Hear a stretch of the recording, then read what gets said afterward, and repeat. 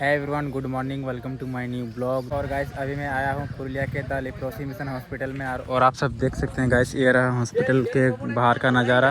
देख सकते हैं कुछ इस तरह है।